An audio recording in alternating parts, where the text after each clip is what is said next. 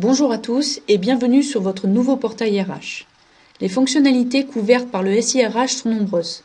Gestion des congés et des RTT, réalisation de demandes d'absence spéciale, consultation des soldes ou encore réalisation de votre entretien annuel de performance. Nous allons nous intéresser plus particulièrement au module Entretien annuel de performance. Une fois par an, le service des ressources humaines initialise la campagne des entretiens annuels de performance dans le SIRH. Le collaborateur et le manager reçoivent alors un email d'alerte leur indiquant les dates de démarrage et de clôture de la nouvelle campagne. Pour démarrer un entretien, le collaborateur se rend donc sur son portail RH. Selon le moteur de recherche, il vous sera peut-être demandé lors de la première connexion de saisir un nom d'utilisateur et un mot de passe.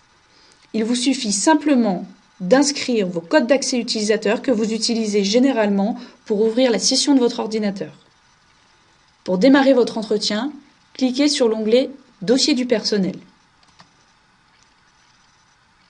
Puis « Évaluation annuelle ». Le SIRH est paramétré pour que le collaborateur soit rattaché à un évaluateur par défaut. Cette page d'accueil lui permet également de voir le niveau d'avancement des validations de son manager et de son superviseur.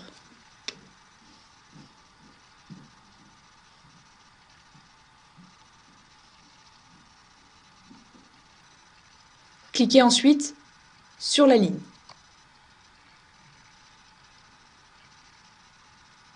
Le bandeau de démarrage que vous apercevez permet de visualiser les étapes successives à compléter.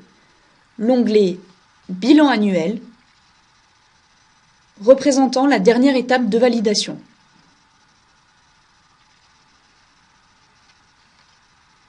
Les flèches situées à côté de l'onglet « Évaluation annuelle » permettent la navigation entre les différentes étapes de 1 à 6.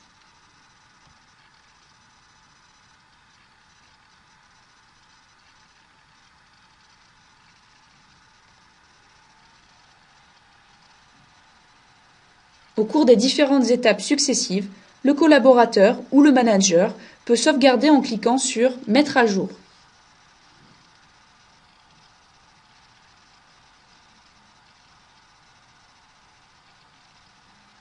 La première étape est celle de l'identification. Le collaborateur ou le manager renseigne la date à laquelle l'entretien s'est déroulé lorsque celui-ci aura eu lieu et identifie l'évaluateur.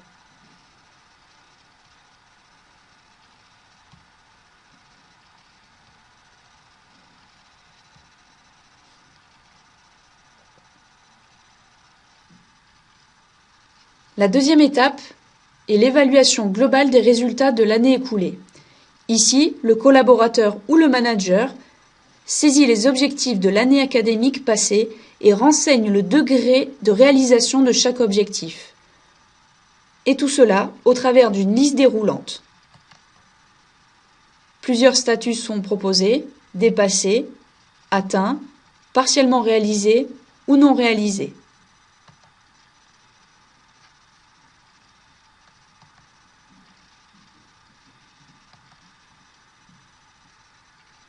Lorsque vous aurez terminé la saisie des différents objectifs, un pourcentage d'atteinte finale apparaîtra.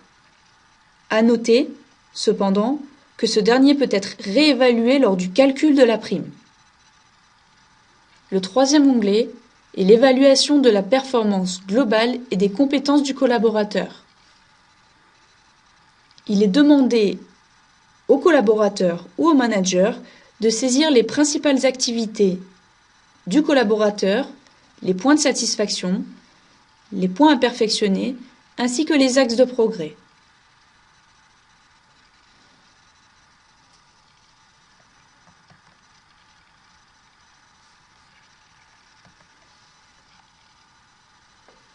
Il est également demandé de saisir les compétences liées à la fonction exercée.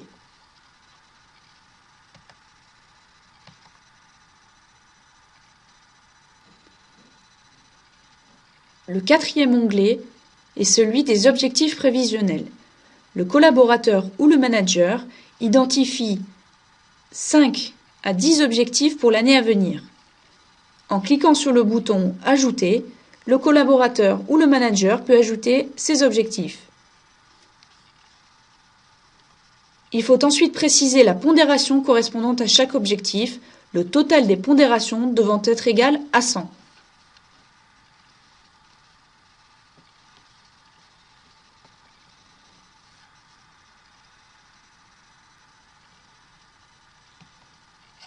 L'onglet suivant est le plan de développement. Le collaborateur ou le manager renseigne les formations à envisager et recueille les souhaits d'évolution du collaborateur.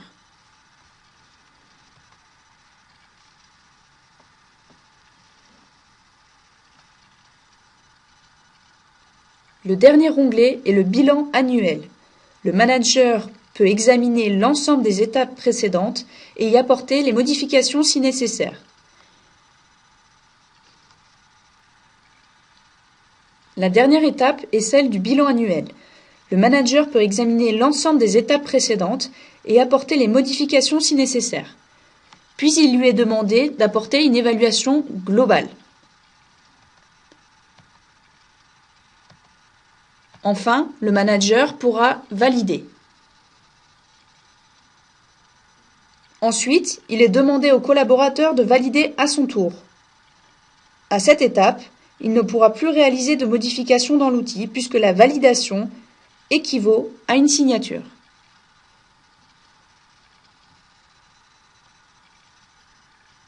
Enfin, le superviseur, c'est-à-dire le manager de niveau 2, clôture l'entretien en y apportant également des commentaires si nécessaire. Pour récapituler, pour clôturer votre entretien annuel de performance sur le SIRH, il faut donc la validation du manager de niveau 1, puis la validation par le collaborateur, ce qui équivaut à une signature, et enfin la validation par le superviseur, c'est-à-dire le manager de niveau 2. Bien entendu, n'oubliez pas que l'entretien annuel dématérialisé n'est que le reflet des échanges face à face avec votre manager.